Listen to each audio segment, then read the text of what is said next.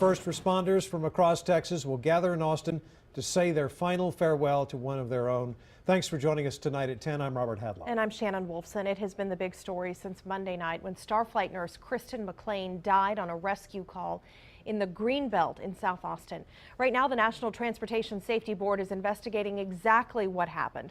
The Travis County Medical Examiner's Office told us today the cause of her death is blunt force injuries from a high fall. Her death was ruled accidental. Ahead of tomorrow's memorial service, the men and women who worked with Kristin McLain will remember her service and her sacrifice. KXAN's Angie Bevan spoke with medical professionals and joins us live from the University Medical Center, Brackenridge. Many in Austin's first responder and medical community are preparing for tomorrow's services. That includes folks here at UMC Brackenridge. In fact, one of their ER doctors is the medical director for Starflight. You can never be prepared for this kind of situation. Dr. James Kempema became the medical director for Starflight 8 years ago. Kristin McLain joined the team soon after. I don't think you can put it into words how much she contributed to our organization. Just an exceptional person who excelled at everything that she did. McLain was a primary flight nurse working exclusively on the aircraft. She also trained others, knowing the operation inside and out. The training is extensive, and the commitment to safety is amazing, and that's why I think that we were all caught by surprise. Dr. Kempema says McLain was a compassionate provider, a colleague he admired, and a family friend. She would go from saving lives one day to teaching my kids how to, wake surf the next day.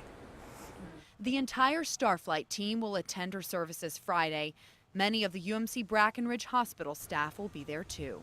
We can finally put some closure to this event because obviously it was something that's tragic and affected us all very deeply. Dr. Kempema will be a pallbearer for the funeral service tomorrow, and he says that he's heard from a lot of former paramedics and nurses that have worked in Austin over the years, many of whom plan on being in town for the services. And for any of the hospital staff that will be out tomorrow for those services, they say they have all those shifts covered. Reporting in Austin, Angie Bevan, KXAN News. This was the first on-duty death in company history, and Starflight has an overall strong safety record. FAA records show no injuries from accidents, but it does have several violations on record. Starflight members tell us those violations were from routine inspections and are mostly administrative. Starflight also says it corrected all issues to the FAA's satisfaction. Tomorrow's memorial service will involve a nearly 13-mile stretch of Ranch Road 620, which will be shut down for the funeral procession. The Travis County Sheriff's Office says you can expect delays starting around 9:45 in the morning from the Weed Corley Fish Funeral Home near Flamingo Drive in Lakeway. The procession will end at the Hill Country Bible Church near Lake Creek Parkway. You can watch that memorial service with our extended live coverage right here on KXAN. We'll begin broadcasting at 11 tomorrow morning, and we will stream it all live on KXAN.com.